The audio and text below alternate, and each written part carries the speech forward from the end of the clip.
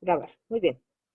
Bueno, entonces, nada más para retomar un poquito, hay simbología que se utiliza para los tipos de estudio. Entonces, el metaanálisis tradicional se sustenta en dos modelos estadísticos, el modelo de efectos fijos y el modelo de efectos aleatorios. El modelo de efectos fijos usamos, primero hay que tomar en cuenta que siempre vamos a tener el efecto verdadero y el efecto observado. Para fines prácticos, el efecto verdadero es nuestra hipótesis. Es bajo la hipótesis de si pudiéramos evaluar a todos los estudios que existen en el mundo que revisen eso que estamos buscando y hubiera evidencia de todas las comparaciones posibles, eso sería lo que encontraríamos. Pero como eso no es posible, porque no podemos ni revisar todos los estudios, ni hay todo las consecuencias observadas realmente, tenemos entonces los efectos observados. Lo observado va a ser nuestros resultados y contra lo que vamos a contrastar los efectos verdaderos, ¿sí? Esto se parece mucho a chi cuadrada. Entonces, en chi cuadrada se les llama esperado, como que le pusieron, esto es la frecuencia esperada y la observada es esta. Entonces eso ayuda como a ubicarlo. Incluso una traducción mucho más, que nos ayudaría más a identificarlo, sería esperada, efecto esperado en vez de verdadero, porque nos da como más esa,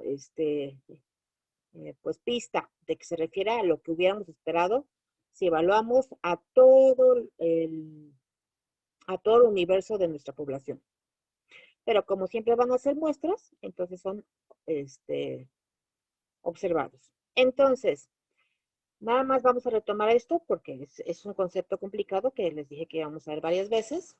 Entonces, el modelo de efectos fijos se asume que todos los estudios del metaanálisis comparten un tamaño de efecto común verdadero. ¿Qué quiere decir? Que el efecto tiene la misma varianza, ¿sí?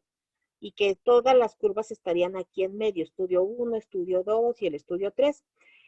Este de efectos fijos, pues es poco realista, porque realmente no vamos a tener los estudios con exactamente la misma curva de varianza. Es como si tuviéramos aquí curvitas gemelas,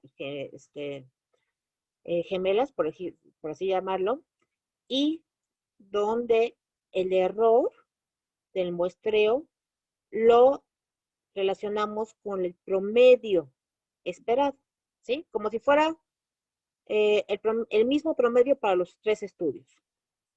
Y entonces, el error del estudio 1, el error del estudio 2 y el error del estudio 3 son lo observado. Entonces, observado, observado, observado, esperado, esperado, esperado o real. Muy bien. Y cuando tenemos el modelo de efectos aleatorios, esto es más realista, ya que no hay dos estudios exactamente iguales, entonces vamos a esperar que las curvas sean diferentes y obviamente no hay razón para asumir o sea, que si hacemos un estudio aquí y en China van a ser iguales, porque si hay diferentes poblaciones, diferentes variables biológicas y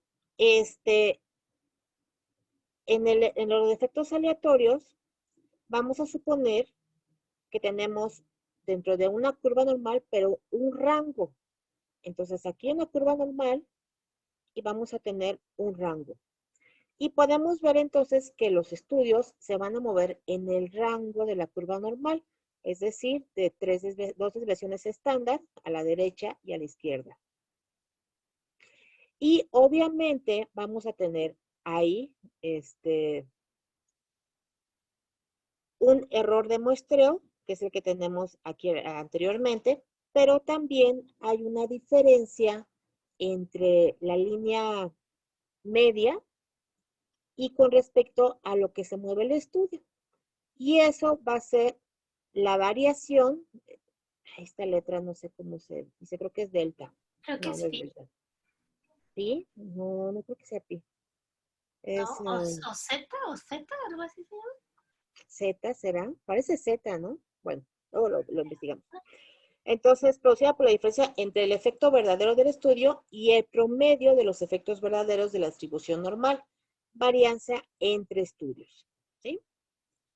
Entonces, la varianza, nada más para recordarles, es la raíz cuadrada de la desviación estándar. Ok, entonces, la ponderación de los estudios es diferente según el modelo que se adopte para el metaanálisis. Esto es importante. Cuando hacemos nuestro estudio, nosotros vamos a hacer solamente un clic en modelo fijo o modelo aleatorio. Pero eso ya cambia la interpretación. El peso de cada estudio depende del tamaño de la muestra y de su varianza. Es decir, la precisión es igual a la n entre la varianza. ¿Quién creen que tenga más peso? ¿Un estudio con 3 sujetos o un estudio con 3000? Pues entre más grande la muestra siempre es mejor, ¿no? Sí.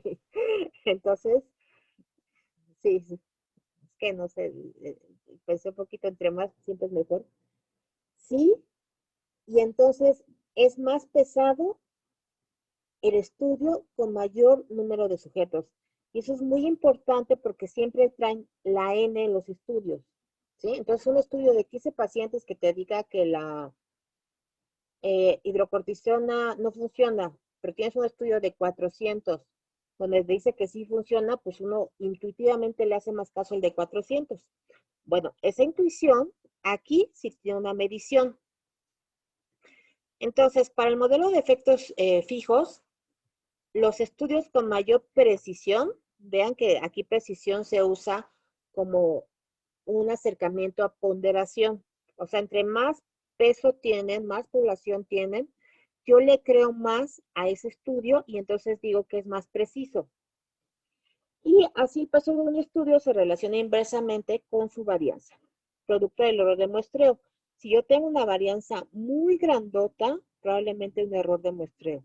Si hay una varianza chiquita, probablemente el muestreo fue adecuado. ¿Cómo puedo tener una varianza muy grandota? Imagínense que les pido a 3 mujeres que me digan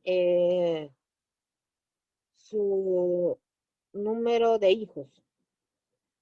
Y por puro azar, tengo una mujer de 10 hijos, una mujer sin hijos y una mujer con uno. El promedio de eso es 10 por 10, 1, 11, entre 3, 3 por 3, 9, como a 3.3 hijos por mujer. Pero la varianza va a ser muy grande. Imagínense la curva, cómo va a estar. Entonces, esa varianza que está muy grande va a hacer que la muestra diga, no, pues esta muestra está mal seleccionada, o sea, se van a valores muy extremos. Y por eso, entonces, la varianza, que eso también se llama intervalo de confianza, si el intervalo de confianza está sin tocar el 1, más menos, o sea que está en un sentido, si le creemos, porque quiere decir que no se mueve demasiado.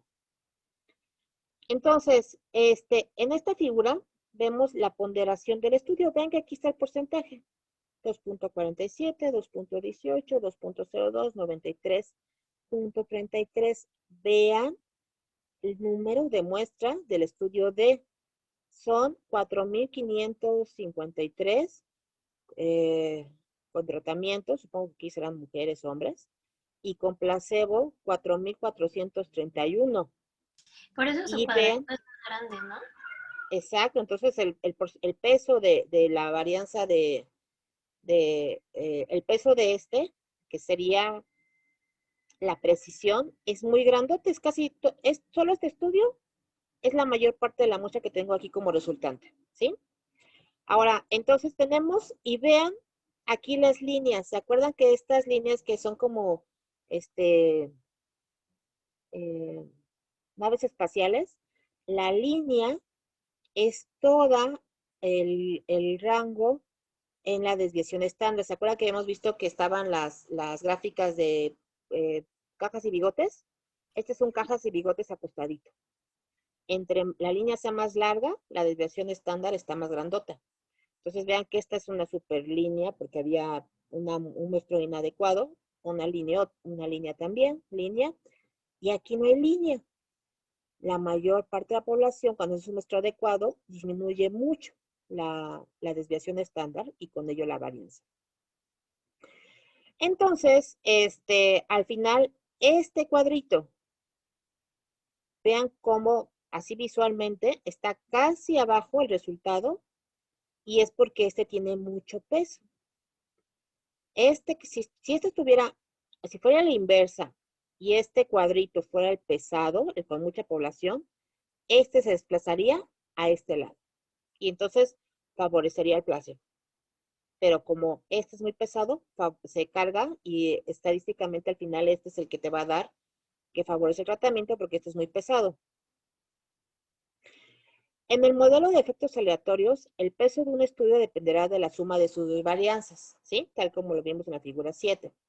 La varianza intraestudio y la varianza entre estudios. Este método no tienen que aprendérselo porque nada más es para que veamos cómo está. Entonces, Gracias al Señor. entonces la varianza entre estudios se calcula con la sumatoria de W y Y entre Esta es la desviación estándar de la primera, la desviación estándar entre grupos, intragrupos, ¿La entre W es los de lo grupos. del peso, de lo de weight? Sí, yo creo que sí. Aquí debería de poner cuál es la W, pero está acá. Pero al final lo que te dice es que con estas, mira, aquí está. En general siendo Y el tamaño del efecto del estudio y W el peso del mismo estudio. El tamaño del efecto combinado será igual a la sumatoria de los productos W por Y. Fíjense que esto yo, les soy sincera, literalmente no lo hago, lo hace el programa. Dividido entre la sumatoria de los pesos. Un día, si tenemos ganas, lo hacemos en Excel, porque en realidad sí se puede hacer. Y no estaría mal, ¿eh? Lo vamos a hacer como ejercicio para entenderle perfectamente. Ok. Entonces, casi el número de estudios, W, y es que no se dice, bueno, es el peso del estudio y Y1 es el tamaño del efecto del estudio. Es decir, en el modelo de efectos aleatorios, el peso de cada estudio será inversamente proporcional a su varianza aumentada, la misma que tiene dos componentes, omega y teta. Entonces, para fines prácticos, el modelo que se asemeja más a la realidad es el modelo aleatorio, porque las poblaciones van a tener una distribución diferente. Entonces, ¿cuál vamos a elegir cuando hagamos el metaanálisis? Modelos aleatorios. Es muy difícil que en la realidad tengamos modelos fijos. Ahora, hay muchos sesgos, nada más para recordar, sesgo es un error sistemático cuando hacemos un análisis, es decir, hay un error que podemos contar. Y generalmente, lo primero que siempre sale es el sesgo de publicación. ¿Qué quiere decir? Que solo se publican cosas positivas, que hicieron cambios. O sea, si tú tienes un tratamiento donde el placebo fue el que funcionó, nadie lo publica. Y eso está mal porque en realidad, por eso tendrían que aparecer también sus publicaciones. Claro, pero eso no les conviene a las farmacéuticas. Exactamente. Y la idea de Cochrane es que sea la revisión tan exhaustiva que tú encuentres los estudios que no fueron positivos. Y por eso Cochrane no acepta, por cierto, es que Cochrane no acepta nada de dinero de farmacéuticas ni de dinero que le pueda generar un conflicto de interés, precisamente para no hacer estudios con sesgo, ¿no? Entonces, el sesgo de publicación básicamente consiste en que la publicación de los datos obtenidos de investigaciones científicas y cualquier estudio de metaanálisis tiene problemas de validez por eso mismo. Hay formas estadísticas de evaluar el sesgo de publicación y este efecto, como no lo podemos eliminar porque no podemos hacer que los publiquen, podemos tener diferentes métodos. El método gráfico de Lack y Pillemer son los autores, con el plot, en donde un gráfico es calculado usando los tamaños de efecto y los tamaños de muestra de cada estudio. De esta forma, los puntos tendrían que distribuirse en forma de un embudo invertido. Si por el contrario existe un sesgo de publicación de los estudios de menor tamaño muestral, solo se publicarían aquellos que encontraran diferencias significativas entre los grupos, de forma que la nube de puntos aparecería deformada en uno de sus extremos. Más fácil, hacen un triangulito con el error estándar y el triangulito tiene que ser simétrico. Si el estudio tiene sesgo de publicación, déjenme ver si aparece, ¿dónde lo había visto? Ya no es asimétrico. Déjenme, les voy a buscar una imagen que sea de un estudio que tenga sesgo de publicación.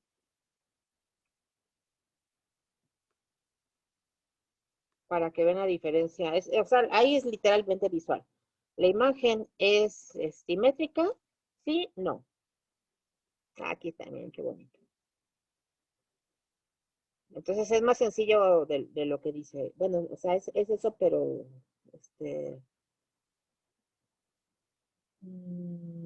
pero más sencillito. Muy bien. Entonces, vean,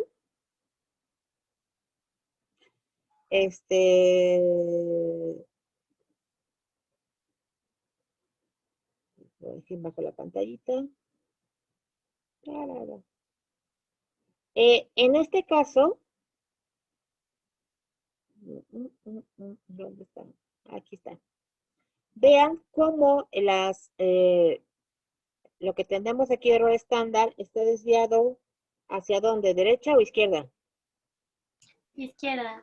Izquierda. Y entonces aquí hay un sesgo de publicación.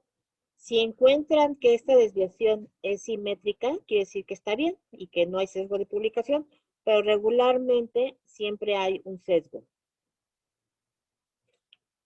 O sea, como que ahí por alguna razón, porque de ese lado hacia... Ah, no, creo que ahí son los negativos porque está al revés. O sea, por Ajá, alguna razón todos salieron como que el placebo, ¿no? exacto, dice el primero que encontró un estudio que afirma algo no implica que sea cierto, especialmente si sociales. Por ejemplo, aquí, si vemos este sesgo de publicación, a lo mejor este estudio está afirmando que sea cierto, pero en realidad no le podemos creer.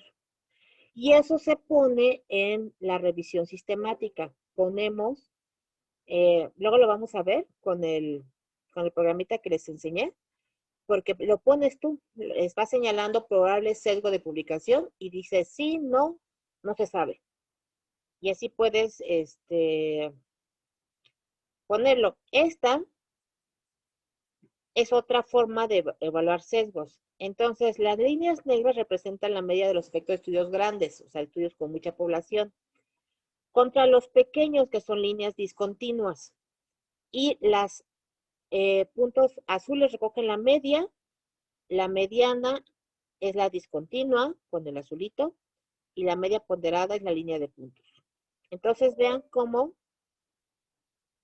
tenemos una desviación, tanto de los puntos, o sea, en el ideal, en el estudio grande y en el estudio chico, tendrían que estar pegaditos. Si hay mucha separación entre cuando evalúas una pequeña muestra y una muestra mayor, probablemente hay un sesgo de publicación. Y esto es exactamente lo mismo y aquí tenía que dar una línea de correlación. No tenía que estar con estos puntos entre el tamaño del efecto y la precisión. Bueno, estos son los sesgos de publicación. Entonces, este está más bonito. Miren qué bonito está. ¿Ya vieron? Ausencia de sesgo de publicación, simétrico. Que haya de un lado y no, de aquí se supone que aquí no hay nada, ¿eh? Y aquí sí hay sesgo de publicación. Y si hay esta como desviación un poquito, presencia de sesgo de publicación por mala calidad metodológica de los estudios. O sea, sí hay estudios, pero la calidad está medio mal. Bueno. Entonces, esto es muy visual, o sea, tú lo ves, está simétrico, perfecto. No está simétrico, mal asunto. Y eso lo puedes obtener también con el programa. Bueno, vamos a seguir con esto.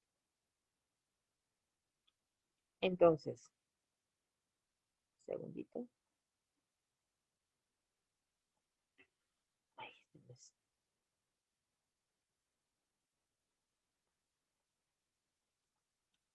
entonces ya vimos que aquí, obviamente hay un sesgo. Y lo que veamos allá del otro lado son las otras pruebas que existen. Y lo ideal es que tengamos estudios con muchas muestras y mucho poder estadístico para obtener resultados cuando que digamos que con este sesgo de publicación, lo disminuyamos un poquito. Ahora, ¿qué hacemos con los resultados? ¿Sí? Los resultados obtenidos siempre se interpretan con esta gráfica. Entonces, vean los cuadritos que son, acuérdenme.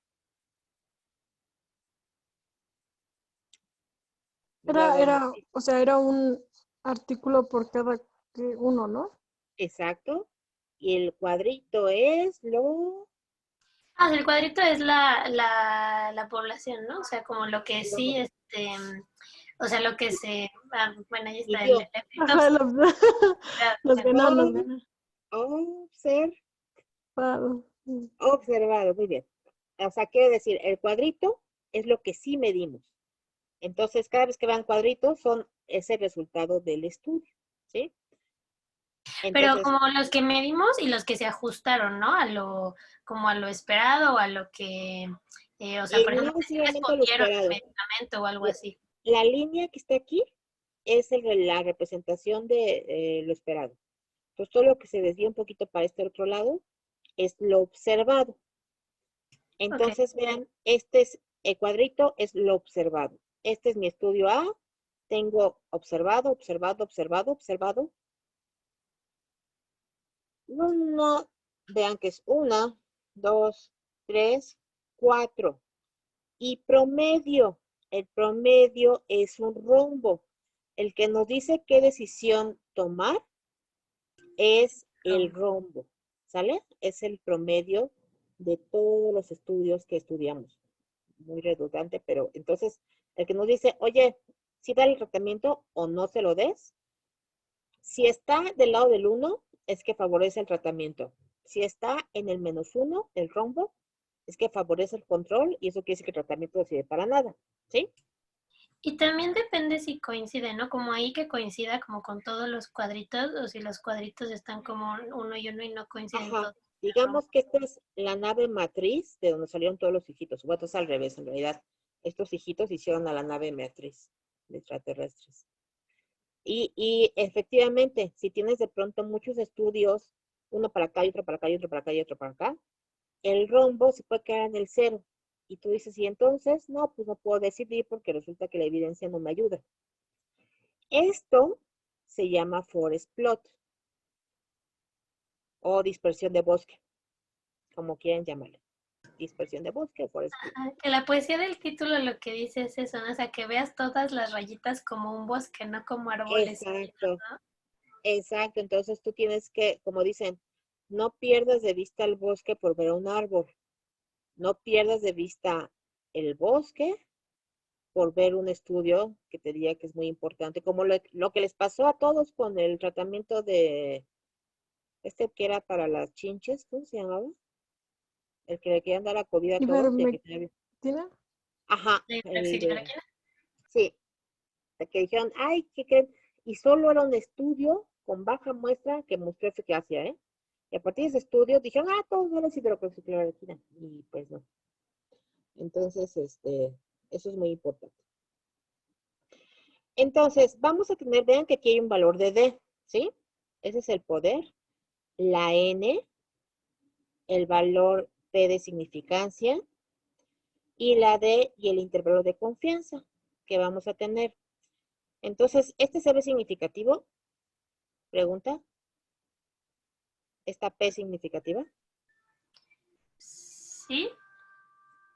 No. No, ¿Por porque qué? tiene que ser arriba de 0.5, ¿no? Bueno, Menor. menor Menor punto, a menor, perdón. 0.5. Ah, ok. Según yo no es significativo porque tiene que estar más cercano al cero, ¿no? Más cercano al cero. Entonces tiene que estar más Ah, chiquito. ok. Entonces, En ese caso el 0. estudio de... Exacto. 0.05. Menor a 0.05. Esta no es significativa. Esta no es significativa. Y no es significativa porque la muestra es chiquita. Pero vean qué pasó cuando aumentamos la muestra. Entonces este estudio tiene mucho mayor ponderación. Y el valor de P ahora sí es significativo porque es menor a 0.05. Y finalmente el promedio que tuvimos es todavía más significativo. Y me dice, sí, ¿sabes qué? Sí da el tratamiento. Ahora, este valor de 30, espérame tantito, quiero ver si aquí viene. No. Este valor de 30, digo, pues, ¿qué tan importante es? Aquí estaba, ¿no? Aquí estaba. Aquí está, miren qué bonito. Este está más sencillo. Aquí está la tablita. Entonces vean que aquí tiene los valores de capa, en índice capa, que es ¿cuánto obtuve contra lo esperado en relación a lo observado? Y si yo tengo un valor de 0.2 es pobre, un valor de 0.21 a 0.40 es débil, un valor de 0.41 a 0.60 moderada, un valor de 0.61 a 0.80 buena y 1.8 a 1. Uno quiere decir que si le das ese tratamiento es casi la razón de la cura de ese sujeto, ¿no? Es muy buena. Este tuvo 0.30, este ejemplo, entonces lo dejaríamos en débil, ¿sí? Y esos son los valores que nos vamos a fijar mucho cuando veamos los resultados. Ahora dijimos, bueno, pero pues es que son bien diferentes aquí de N. Le hago caso, tenemos que analizar qué tan heterogéneos son los resultados de diferentes estudios para combinarse en una única medida. Por ejemplo, si yo tengo mujeres en un estudio y hombres en otro, pues ya me meto un sesgo, ¿no? Porque aunque la metilprednisolona sea efectiva para hombres y mujeres, pues resulta que hay estudios donde hay muchos hombres y hay un estudio donde hay poquitas mujeres o muchas mujeres y poquitos hombres. Y eso ya mete ruido. Y entonces, ¿cómo analizo eso? Analizo los intervalos de confianza, examinando, y esto mucho tiene que ver con lo que decía Grecia, la sobreposición de estos a simple vista. Entonces, también podemos hacer un análisis de chi cuadrada, donde sí podemos decir que son heterogéneos o no. Pero díganme, esta justamente lo que decía de que estuvieran encima unos de otros y las líneas también. Vean cómo tenemos que la varianza intraestudios es alta, es decir, vean esta línea es otra grandota y luego esta línea chiquita y esta mediana y esta mediana, pero más o menos están en la misma línea, ¿sí? Esta es la varianza entre estudios, así a ojo de buen cubero. Líneas diferentes, los bigotitos son muy diferentes, la varianza intraestudios es alta, pero están en la misma línea. Entonces la varianza entre los estudios, entre todos, así viendo los cuadritos, es baja. Pero esto me ocasiona que la varianza total sea alta por estas líneas grandototas. Ahora vamos a ver este caso. La varianza de los estudios, vean cómo la longitud de las líneas es casi igual, ¿no? Vamos a decir que sean iguales estas varianzas. Entonces la diferencia entre estos bigotitos son muy bajas, pero ninguno está arriba de otro.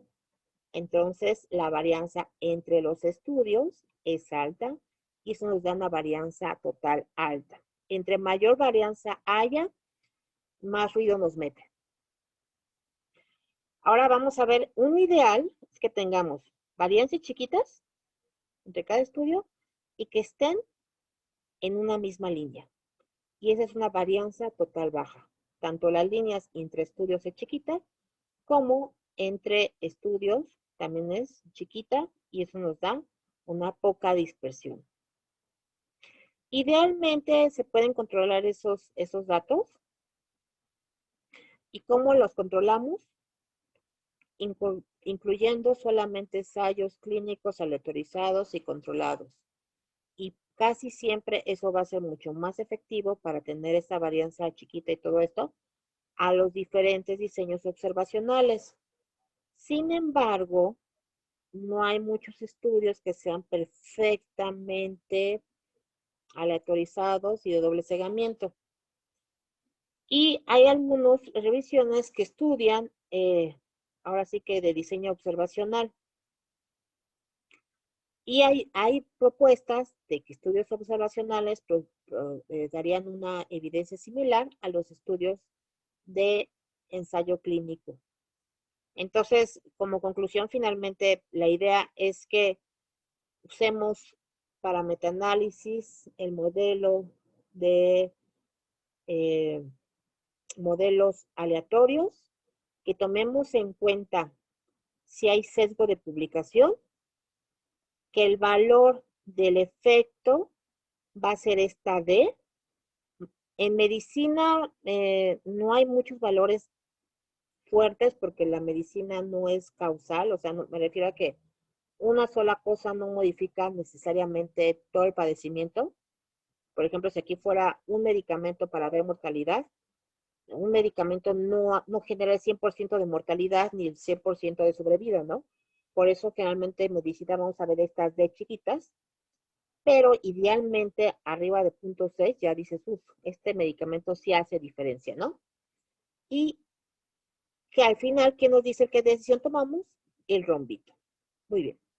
¿Dudas de esta parte?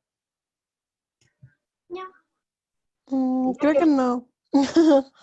¿Quedó un poquito más claro que la vez anterior? Sí, mucho. No se preocupen, lo vamos a volver a repetir otra vez. Ya les digo que esto es de posgrado, ¿eh? Esto ni lo crees, me mandaron una, bueno, ya le voy a